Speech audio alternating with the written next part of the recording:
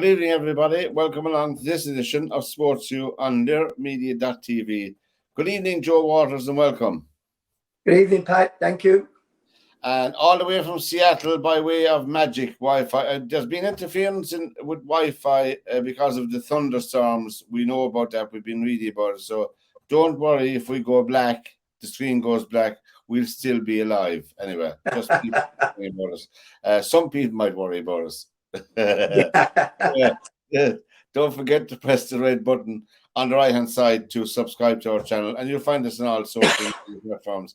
And thank you very much for your comments as well. I must make out a list of them some night, and we'll have a good laugh, Joe. We'll devote maybe 10-15 minutes to some of the comments coming in, because sure. I'm always meaning to do that, you know. But I suppose we'll be looking at soccer and the comings and goings of soccer and all of that. But I think maybe we might start on a more somber note, Joe. Really, two of the greats of soccer passed away since we were with you last.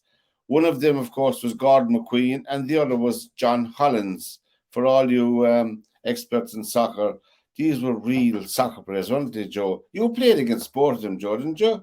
I did, yeah. Yeah, I played against, I played against Gordon in 74-75 season when he was at Leeds with John Giles, Billy Bremner, Norman Hunter, Peter Lorimer, Duncan McKenzie, Alan Clark. Was it Sniffy Clark? Was that his name? Yeah, and then John Hollins, I played against John Hollins twice. Yeah. For Chelsea, once in the 74 season. We played him at Filbert Street at the end of the season. We beat them 3-0. And then I played against him 10 years later in 83-84 at Stamford Bridge. And again, on that day, we were 2-0 down, and I was at Grimsby at the time. We came back and we won 3-2. But John was one of those guys, Chelsea had a lot of very flamboyant players at the time. But John Hollins was the steady Eddie kind of guy, yes. Fine player, but went about his business. Was he at the same team as Peter Osgood? Yes, he was on the 70 FA Cup final team, and he also won the Cup Winners' Cup with them the year after. Yes, so he was with Charlie Cook, Peter Osgood, Ian Hutchinson, Peter Houseman, Chopper Harris, David Webb. I mean, every one of them, Joe, every one of those players are household names. Yes, they were back in the day. Yeah. And they were. Well, I won't say they were local, but most of them were local. You were mentioning a statistic about players in one of the matches you were in, about the makeup of the two teams. Yeah. In the game that we played at Filbert Street in 1974, out of the 24 players, the 11 players on the field for each team and the two substitutes, every player was English except for myself, being Irish, Charlie Cook being Scottish, and the goalkeeper at the time, I think he might have only played the one game. He was Welsh, but all the rest were English at that time. Goodness me, how times have changed. Yes, indeed. Different times, of course, as well, And times have certainly changed. It's a complete. It is a business. Look, there's big money involved, so it has to be a business approach. But nevertheless, there's something lost in the game, Joe. Is there? I think so. You're talking about Gordon McQueen there. Gordon McQueen was a terrific centre half. Absolutely fearless. Took no prisoners. You really. You knew you were in a battle when you were playing against him. And, yes. He and Frank Worthington would go at it, hammer and tongs, and Norman as well. Norman was another guy for not taking any prisoners. And I heard Johnny Giles talking about Norman Hunter. Yeah. And Norman was a great character. I saw him at Filbert Street. We were playing Leeds. Yeah. And Keith Weller went in for a slide tackle, and he went in front of Norman, and the ball went out of play, and Keith had his hand on the ground, and Norman was stood over him and tried to stamp on him, but Keith moved his hand very quickly, got it out of the way and escaped it. But then there was another time when when Norman had left Leeds and he'd gone to Barnsley. Yeah. He was playing for Barnsley for Alan Clark, and Yeah. we played them at Blundell Park, and we had a player, Bobby Cumming, Bobby was a left winger who terrified fullbacks because he would kick the living daylights out of them. Yeah. He was a very unusual left winger, and he and Norman got into a little bit of a to and fro, and Bobby anyway got tackled by Norman, and he went down and sold it to the referee, and Norman got a red card. So so Norman went off, and Bobby winked at the crowd as he walked away, and then a couple of months later, around Easter time, we were playing Barnsley at Barnsley, and Norman was a sub that day, and with about 10 minutes to go, he and Alan Clark must have talked about it because he wanted to exact retribution on Bobby, so he was sent on to last. He wanted to come on and say hello to him, Joe, wasn't it? Oh yeah, he got in the friendliest of terms, you know. Absolutely, so yeah. He walks over and he comes and stands by me, and I said, "No," and I said, "What do you do next to me?" I said, "You're not playing in midfield." He said, "No, Joe, no. Just show me where Bobby is. I'm looking for him." And that was it. All he was interested in was kicking Bobby Cummings. He didn't care about the game. So, but that was Norman for you. He was a terrific character, just a terrific character. And Gordon McQueen, of course, he was born in Kilbirnie in Scotland, and he started his career with St Mirren. But at Leeds United, he had 141 appearances, he scored 15 goals. For people like that, he won the first division title with them, and they were in the European Cup final of 74-75. They were beaten in the final. They were actually robbed in the final. Yeah, against Bayern Munich. Yeah, absolutely. That was one of the big fixes of all time. Without a shadow of a doubt, and people can read back the history of that. You know, we can't go into it here in this program, but it was they had a sensational team, and they deserved European glory. They deserved the European Cup. If any team deserved it, nobody deserved it. They have to win it on the field of play. But there's fair play and foul play, as they say, and really, you can have a look and read about that yourselves. But as you said, Joe, I agree with you. I mean, that was a travesty, that final, you know. It was. And then, of course, he scored 15 goals for Leeds, but he went then to Manchester United. Yes, he did. He had he had a terrific career anyway, both for United and for Leeds. Absolutely. He played 184 times for Manchester United. I've this written down in front of me here because I had forgotten it. And he scored 20 goals. But he won an FA Cup with him in 82, 83. And he was runner-up. He was runners-up with him in 78, 79. But he played 30 times for Scotland. He was a month shy of his 71st birthday. And that was Gordon McQueen when he passed away with some form of dementia. But he was a terrific. You couldn't miss him on the field. No, you couldn't. And of course, he endeared himself to the Scottish people by scoring against England at Wembley when they beat them 2-1. So, yeah. So I think he went to the World Cup with Scotland as well, I think, if I'm not mistaken. Yeah, and for people who have a different vintage in soccer-wise, there used to be the home nations internationals where you had Scotland, Wales, England, and Northern Ireland. And of course, that's where we had George Best, where you see most of the time playing George Best himself. And you had some terrific players in all the teams, really, you know, and that was a terrific competition. I know it's no longer played, but, you know, there was some fantastic. There was very little outlet for international players in because, you know, competitions were only the World Cup every 4 years and friendly internationals and the home internationals were of a significance of players like that, you know. Yeah. SportsView is the program. Tell all your friends about us. Press the red button on the right hand side and subscribe to our channel. It's free of charge. The Republic of Ireland, Joe, were beaten during the week in Greece by 2-1. But it's not the defeat that we're talking about or the winning of a match. We often spoke about this, Joe. Sometimes, or many times, it's the performance of the team. Now, we don't knock teams for losing matches or for winning games. We knock teams for not performing. I like to think myself, and it has to be called out. The performance was absolutely abysmal. Yeah, I've only read about it, so we didn't get the game over here.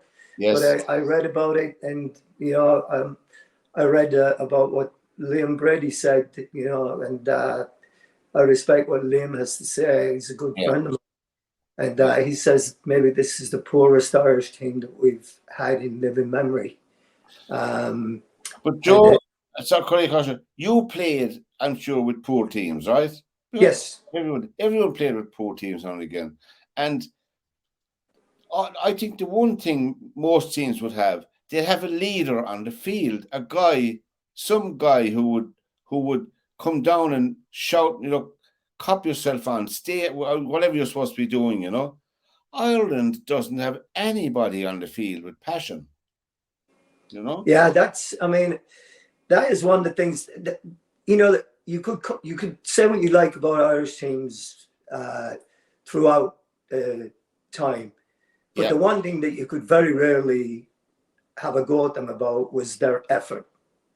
Absolutely. They all put in a good effort, no matter what, because you're wearing that green jersey, you're wearing the shamrock on your breast, and you are so proud that you don't want to let anybody down. Now, everybody understands that not everybody is going to be a great player and play well. But the one thing you can guarantee, and the only thing you can guarantee really, is how hard you're going to work during the game. Precisely. And that's everybody's number one that you've got to do. And we're talking about the qualifying matches for the European Championship, and for those of you who mightn't have seen the first matches, Ireland are in Group B, and they've lost their first two matches. Tonight they're playing in Lansdowne Road as we're on air, and they're playing Gibraltar. Now, really, after almost a half an hour, believe it or not, the score is 0-0. So really, I can't see the match, but I'll have a look at the highlights tonight. But for a half an hour playing against Gibraltar, and we are supposed to pick the team to do the job business. I don't know how they're playing, but the scoreline doesn't reflect very positively on us, Joe. Yeah. Really. No, I mean, that's a game that you would expect us to win, and to win handily. Absolutely. And we're talking there about Gordon McQueen, God rest his soul, but he'd have been proud of Scotland because they've won their first 3 games in the group, and they beat Haaland's Norway. Haaland scored first for Norway, but Scotland came out on top during the week. They beat him 2-1. So they've won their first 3 games in the group, which is always well for Scotland, Now, Joe, Brendan Rodgers has gone back to Celtic. I mean, that isn't a surprise, is it to you? We speculated. You know what? It was a bit of a surprise to start off with, because when he left, he kind of alienated a lot of the fans. He left in mid-season, and I think he left because he wasn't getting the support that he felt he wanted to make a run in Europe, and so. And then, of course, there's been an awful lot of chatter online about him coming back. But, people are saying, well, we're not going to forget what he did. But, the fact is that he stood up for his principles, and, he left it and came back, But you look at Ange, he's just left after 2 years, and he was there spouting that he loves this club, it's the greatest club in the world, the fans are this, that, and the other. And then he couldn't wait to walk down the road to Spurs. But he's gone to Spurs. But I just wonder, will many players now go to Spurs from Celtic? I think that the meeting that Brendan Rodgers had with Dermot Desmond appears to be a meeting that set the tone for where they're going to go with this, and he must have got a lot of reassurance that they were not going to be selling players, that they were not going to be a selling club, that they were going to be hanging on to their best players, and they were going to push forward for And maybe get what was going to more. happen. You're right, because the next evolution, we've been waiting at it for years. The next evolution of a Scottish team like Celtic or Rangers, they're the two dominant teams in Scotland, is surely, be the goodness, there's nowhere else for them to go apart from joining the Premiership across the border, or else making serious progress in Europe. That's the natural step for Celtic. And they haven't done that. And I'm sure that must be their next goal, if you know, as a club, to get to the knockout stages of the European Cup and maybe the semi-final or final. I don't know. Maybe that should be it, you know, for Well, them. I mean, absolutely it is. I mean, the last person to do that, to take them to a European final, was Martin O'Neill when they lost to Jose Mourinho's Porto. I forgot about that. Yeah, and they lose 3-2 in that one. Henrik Larsson scored twice. I think Bobo Balde had a couple of, or certainly one mistake that ended up costing Celtic that day, if I remember correctly. But, that was a very good Porto team. They went on the next year to win the European Cup. Jose. Yeah. Jose, our man.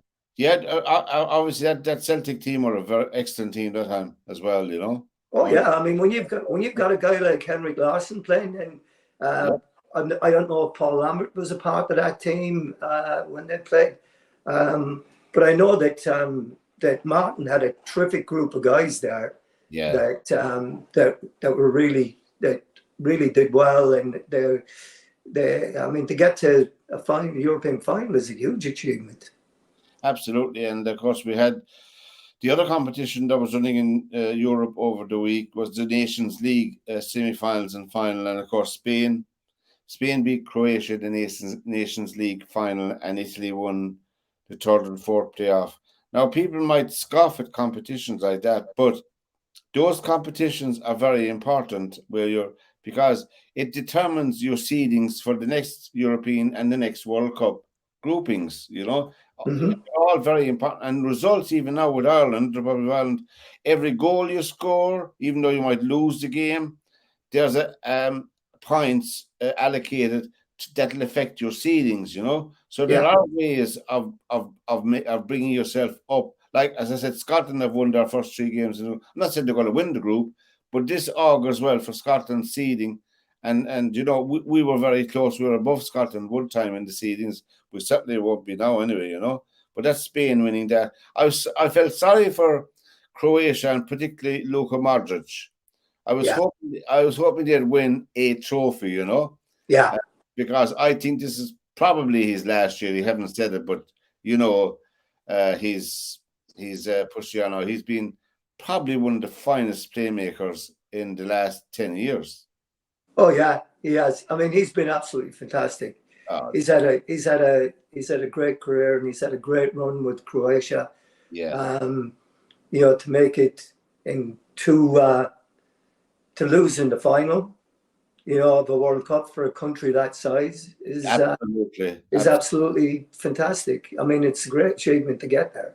To get to the final itself, and we're not being condescending, but to get to the final, a team like a country like Croatia, you know, phenomenal players, like, and they have a small enough pool of players as well, you know. They have a huge league, like, you know. So it's a testament to players like him. He's not the only one, but he's been the outstanding player. Also, I noticed Wolves is after selling Neves. You know, remember Neves is a fine player. Wolves is after selling Neves to Saudi Arabia, so he's off. That's a whole interesting thing right there. What's happening in Saudi Arabia? I'm just reading that that Koulibaly and the French midfield player that came from Leicester, N'Golo Kante, he's gone there as well. Yeah, And there's another. And Ziyech that's right. is there's talk of him going there. Yeah. So, and then of course Neves goes. So there's they're making a real push to get some top class players over there. They are, you see, and also this down the line, well, make it to develop soccer in the Middle East, obviously, but that's the big picture, and also to attract actual television coverage of their games into Europe, back into our big market here in Europe, So there would be, and having name recognition, as you know, is a thing. Oh, I'll watch that because Pele is like Pele went to Cosmos. Oh, I'll watch that. I'll go to that match because you can see how important the name is as well. It can be. Yeah.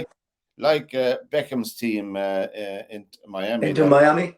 Yeah, Yeah. absolutely. So there has to be that. We might scoff at it sometimes, but there has to be that kind of investment as well, because people aren't going to watch a team. You have to be able to know one or two or three of the players anyway. Be aware of who they are for you. And they've done their homework on this. The Saudis. They've looked at it, and they've looked at all the top leagues around the world, kind of thing. And in most countries, you have 4 teams that are really competitive. And that's what they're doing. The 4 teams that they've chosen to make them competitive are, they're spending all the money on those guys. And a couple of the outsiders are all going, well, what about us? Why are we not included in this? But that's the model that they've looked at, looking at it going, for us to have a real league, we've got to have 4 teams that are going to be competitive at the top. And then the rest will have to catch up as they go.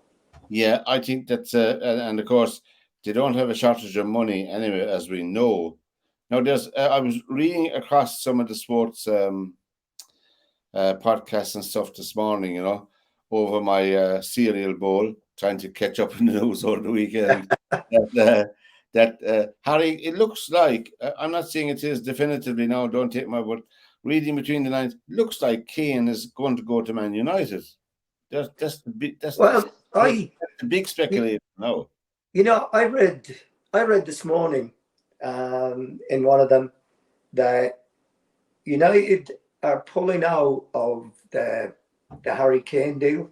They realize they can't afford him because they need a goalkeeper. They want to move David De Gea on because what's happening is that Rashford is signing a new contract and he's getting the money that De Gea was on. So they have to move De Gea out of it, and they're realizing that they can't afford a top class goalkeeper and a Harry Kane, Declan Rice type of a player in this window. So it looks like it's going to be, and also of course they're chasing Mason Mount. So they want him for 50 million. So they're talking about, Chelsea want more than 50 million. So if they have to pay more than that, they're saying that they're going to go with that plus the 40 or 50 million they'll have to play for a top class keeper, and that will kind of see the kitty kind of gone. Yeah, and I wouldn't disagree with that. And maybe with the new manager in Spurs, he could very well persuade Kane to stay and build extra players in, and build a decent team that will be very competitive. There's that dynamic going on in the background. We don't know. This is all speculation on different websites, so we don't know really. There's nothing decided until everything is decided, as they say. Well, and that's the thing with it, he may well just say to Harry Kane, why don't you stay here? Because, Spurs were in the same position. Hugo Lloris had a meeting with Postecoglou the other day about where he stands in this, because he's not the kind of a goalkeeper that is able to play out the back, is comfortable with his feet and what have you. So, he seems to be kind of on the way out as well. Talk about moving him on. So it's going to be very interesting. He might say to Harry Kane, we'll build a young team around you and give you a chance to win something. But like we talked about before, Harry Kane's getting to the stage now where he's kind of getting to last chance saloon. And there's speculation as well about Harry Maguire moving out of United. Yes. Yeah. But There's talk about Harry Maguire going to Spurs. There is, but he also spoke to himself recently, Harry Maguire. He said, I'd be happy to stay and fight for my place in Man United. Obviously, he'd have to say that because he's a Man United player, Yeah. That would be, you could understand that too. Maybe, I don't know, really. You see, he's the England captain. People forget that he's playing with England. And as you know, every time England take to the pitch, there's massive expectations of the team.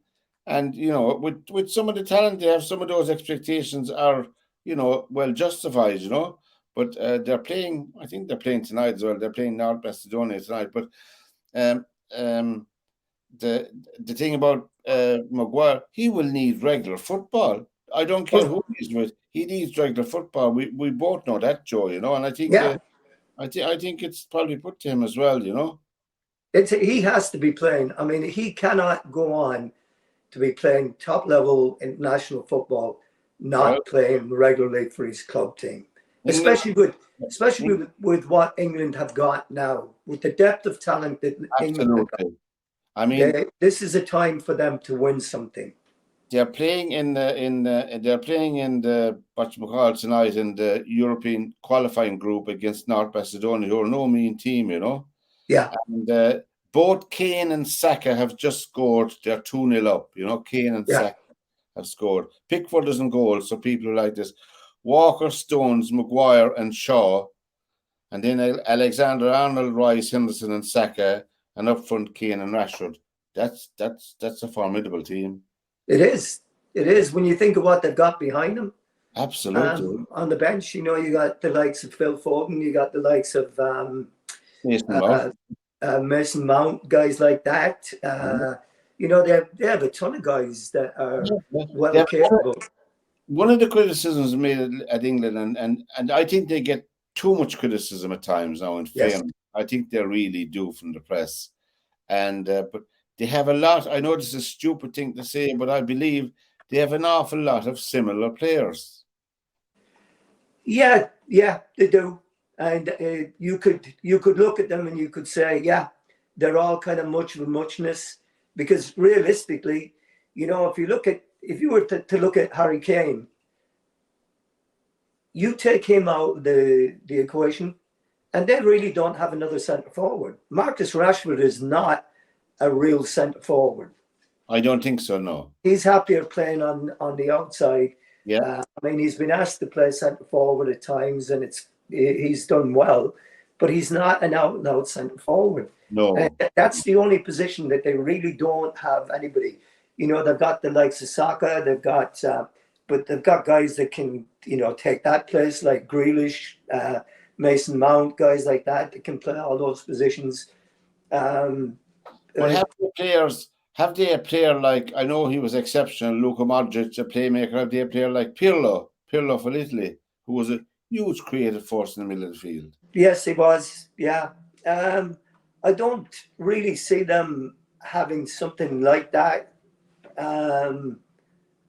But they have a lot of similar type players. That may be the only thing that is against them, that a lot of their players are muchness, and they don't have a really standout one that can really, pull the strings like Modric did and like Pirlo did and what have you.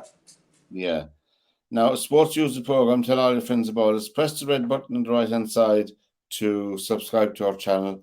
I was up late last night, Joe, because of the golf, and at our time of the morning, it was nearly 20 to 3 our time, But it was exciting to the end. But Derwin isn't with us tonight, but we'll pick his brains some other time. The US Open, I feel sorry for Wyndham Clark.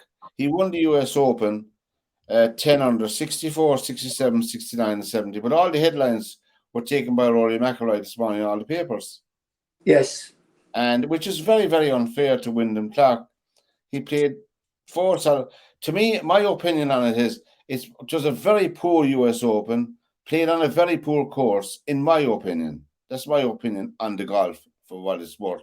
I don't know what people And think. the atmosphere there was Still, not very good either. no. It You got, was it was not. It just didn't give you the feeling of it being a major. You know, it just didn't. And everyone here is talking about it. You know, yeah. why is it in LA? You know, I mean, there's no one could understand it. That's right. There was a huge criticism of it, all right. But anyway, Wyndham Clark, he won $3.6 million, Joe, for his 4 days. You know, which Yeah. now we had two. We had Shane Lowry and Padraig Harrington qualified for the 4 days, which was a feat in itself. Lowry finished in 20th position. He got $250,000 for finishing 20th, and Padraig Harrington finished in 27th position. For people who like that, he got 145,000. You see, there you go. But I think the highlight of our here, we have to be parochial about this. The highlight of our golfing weekend was most undoubtedly the Leona Maguire winning the Meyer Classic up in Grand Rapids in Michigan. Were you ever there? No, I was never up in Grand Rapids. Grand Rapids in Michigan. She won the Meyer Classic, let's say Leona Maguire, with a terrific last round. I was doing something else. I was on my phone. I shouldn't have been. Because it was on earlier, you know, than the Open, but I was out and I missed it. But I caught up this morning with her, but she had 4 terrific rounds of golf. She played what did 69, 65, 69, and 64. It was just minus 21. Phenomenal result for her. $375,000, which was the point she got for winning it as well. And she will be playing in the Ladies Irish Open in Drummond Castle here in County Clare in September. Don't forget, I have my tickets. Don't forget so that'll be an extra couple of thousand on the gate anyway after Yeah. for her. But she deserves it. There was a brother and sister playing as well. Min Ji Lee plays on the ladies tour. You know, she was playing against Leone, and her brother, he's only 24. Min Woo Lee, he finished tied 5th in the US Open. You know, Oh wow. they're a phenomenal family. Min Ji Lee. For people who don't know her, that'll be listening to this, just go away and Google it, because she's a breath of fresh air to golf, and he has to be the same, from the same family. And you know, really, I think they are in it myself, but there you go. But they did well, brother and sister. I'd say they'll have a staggering match now, because she finished in 13th and he finished in 5th. So I think there'll be a bit of banter, you know. But between most, and they brought home nearly $800,000 between them, so they'll be able to have a decent breakfast, you know, Yeah. after that, you know. So, but it's just nice thing to see, you know. And we've spoke about this, Joel, and the Formula One again. Guess who won the Formula One race? Yeah. Guess who won the Canadian Grand Prix? I'm telling you that. I mean, I don't even know why the other guys race. It just is. We're not going to give you any prize for guessing. Yeah. And he begins with V. His name Yeah. is. And Staffen first, But and second, he and won. third. He won from start to finish, didn't he? Yeah. Alonso second, and Hamilton ran into third place. But really, we don't want to be disparaging every week. But really, I don't know what the purpose of Formula One is anymore. When you have 2 cars out of 20, no matter, except they crash or they get punctures or something, they're going to win the race. Yeah. I saw one thing this in the paper.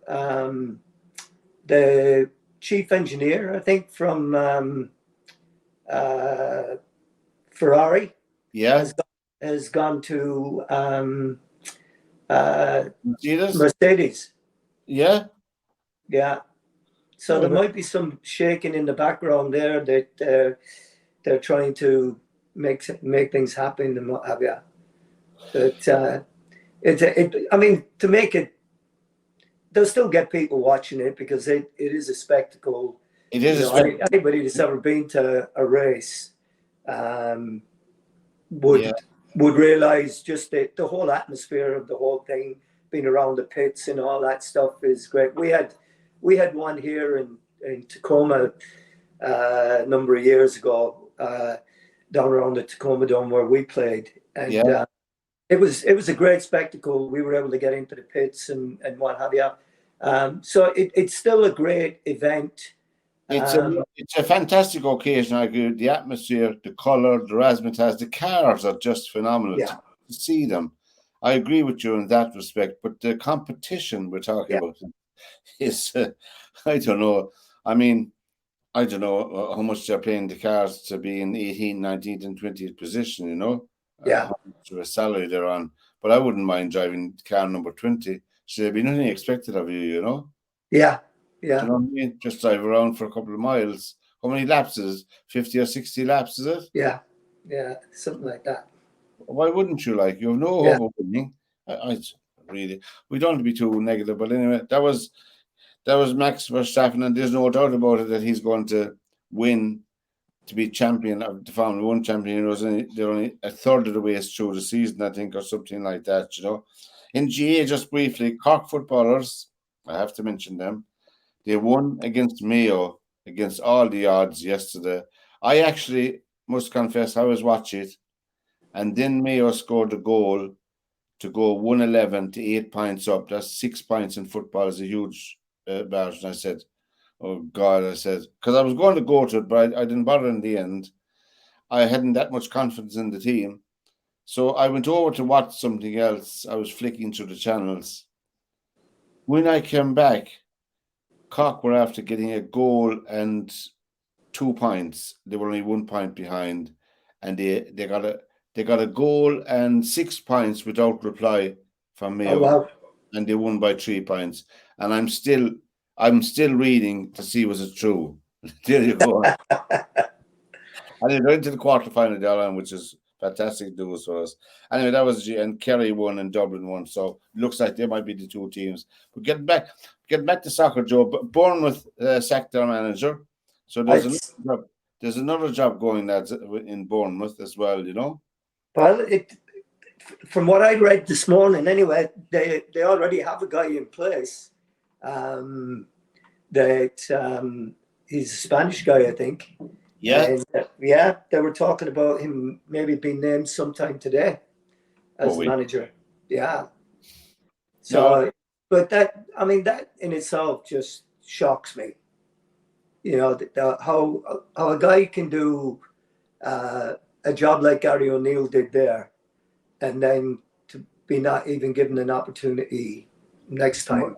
To apply for it, to mind. Yeah. To get it. But I mean, thing is, he just signed an 18-month contract back in November or whenever he got the job. So it's like he was under contract. He was in the process of going about his business trying to sign players when he got the news.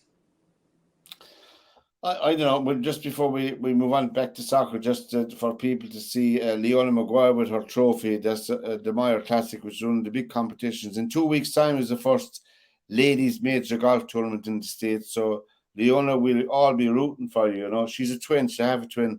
Her sister wasn't at that one, but she's usually with her at all the competitions. But well done again. And don't forget to press the red button, subscribe to our channel. Joe, some of the matches were out for the fixtures were out. I didn't bother. I forgot to bring them with me for the next season soccer. You know, which is only what 4. Let me see now. 4 and 2 6, which is only 8 weeks away. Just in case you have withdrawal symptoms, it's only 8 weeks away. But the first 6 fixtures, 6 games for my beloved Luton Town. Their first match is away to Brighton, which it'll be a very tough one, you know. Yeah. Then they're at home to Burnley, who just been newly promoted. So they'll have a chance there. Then they're away to Chelsea. Then they're at home to West Ham, away to Fulham, home to Wolves, and away to Everton. So that's their first 7 games. I was making out there's 21 points up for grabs there. And I'll give them 9 points, hopefully, out of that 21, which would be, I don't know. Yeah. I mean, that's not a bad return. I mean, Yeah, uh, but we don't especially know. Hmm.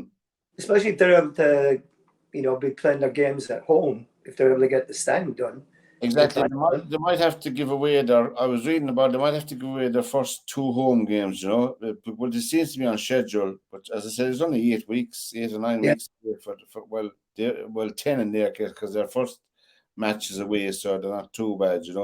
But I just love the romanticism of the whole thing myself. Not because I support them, but I don't know. There's something magic about teams like that.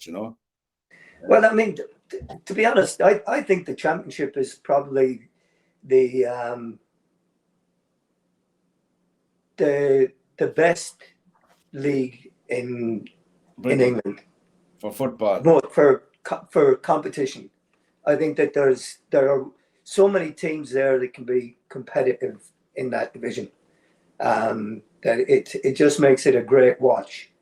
And I mean, it's I mean the EPL or the Premier League has just become a little predictable, and it's I mean it's a wash in money, and it's just greed all the time. It seems to me they don't want to share the spoils. I mean that was the whole reason that they formed the Premier League in the first place, was that they didn't have to divvy up the money, to the others, and No. uh, and that's such a shame because the English football has always been so competitive and so good because people did not mind others getting a share of what was going on, you True, know. true. But now it's got to be ridiculous, and I mean it's even going to happen in the Premier League. I think at some point they're going to start doing something about wanting to keep more money in there as well, and I Yeah. mean, that's why they tried to start the European League, so again, And the big clubs would get more money. and that's not gone away totally. No, There'll be another revamp of that or some to resurface sometime because it's all about that. I think, and we're not taking away now from Manchester City or anything, but I think if a team other than Manchester City, Manchester United, Liverpool, Chelsea, if a team are outside of that does not win the Premiership in the next 1 or 2 years, I I, I don't know, Joe. Do people see a crisis in soccer at all? I don't think they do because it seems to be it's laying the golden egg every time it does something. I mean, you would have thought that back when Leicester won it in 15-16, that it might have changed some things for the better, but all it really did was it made the big boys, the top six, uh, just go, no, this is not going to happen again. We're going to just redo our thing, and we're Exactly. going to make sure this doesn't happen again. You And you know, have to go back. You have to go back to 1995 to Blackburn Rovers. right? I mean, Yeah.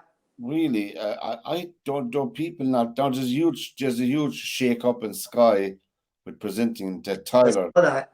Yeah, Well, my friend, that shocked me. Martin Tyler. Martin Tyler is probably the one that, if not the best, certainly one of the best commentators in football. And for him to be moved on was that was a big shock to me. I noticed that there's Bianca Westwood. I like Bianca. There's a whole heap of them gone. Yeah, But yeah, there's some of them left because of Martin Tyler getting the door.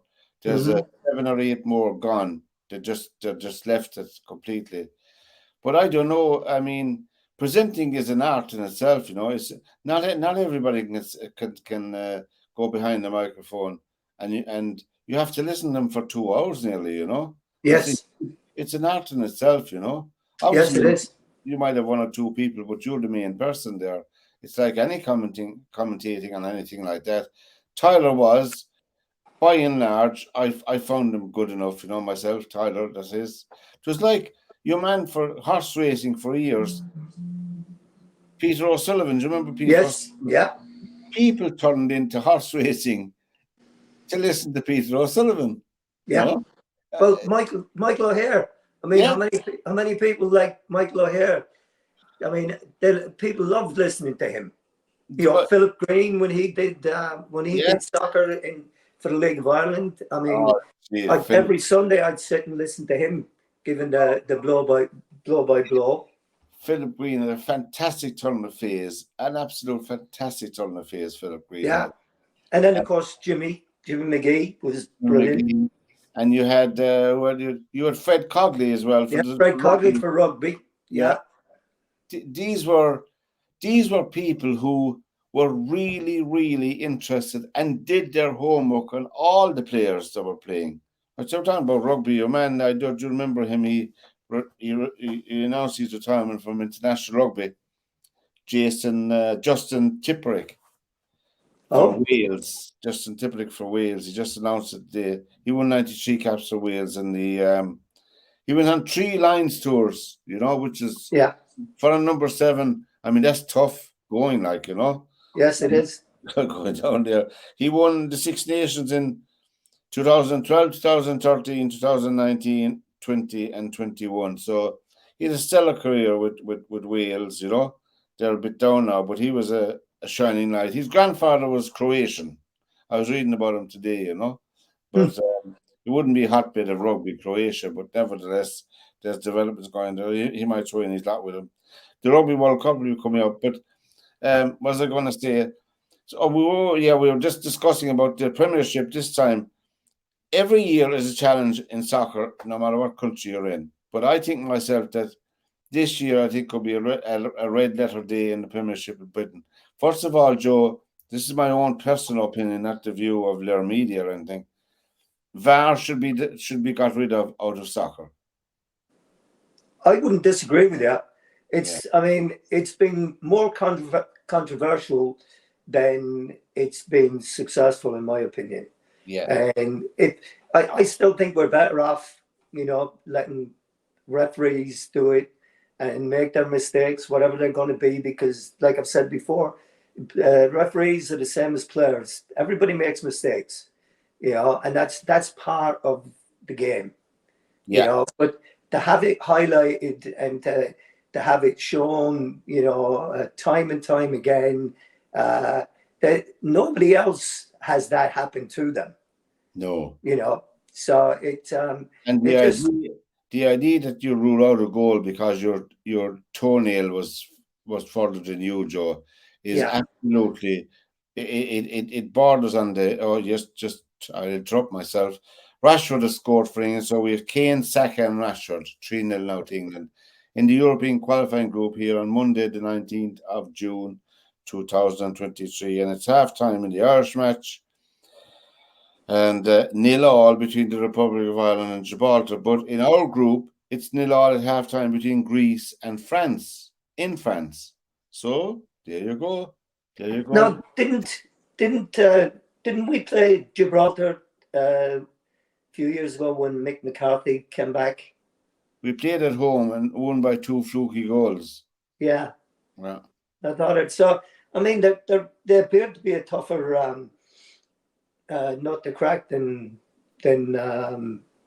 we give them credit for, Yeah, but at the end of the day, the fitness level of the Irish team, of course, you must have skill as well as fitness, but nevertheless, the Irish team should be fitter than the people playing with Gibraltar for a start.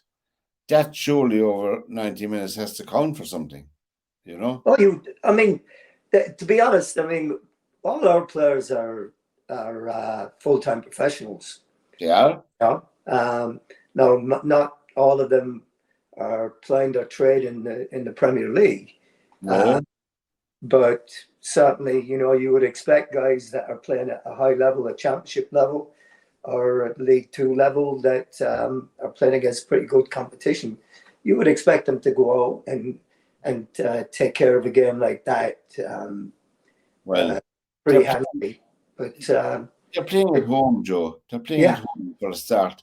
That's surely worth 1-0, for a start, I mean, I don't know. I mean, I can only go on what I've seen, I watched Stephen Kenny's teams play. I watched him when he was at Dundalk. I saw them play Limerick at Jackman Park, and it ended up in a 1-1 draw. But it was, to me, it was very negative football. It was very slow and deliberate. There wasn't a lot of dynamism about it. Yeah. And if you're going to play like that, then somewhere on the pitch you've got to have players that can go by people, that can get past people, whether it by trickery or by pace.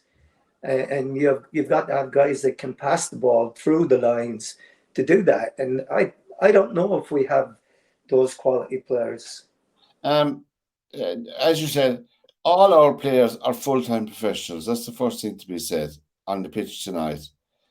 I don't care what people are talking about the championship or the premiership. I don't think there's any player in the premiership. It doesn't matter. That level is still very high. That level is still far superior to what the people in the players with due respect to playing for Gibraltar.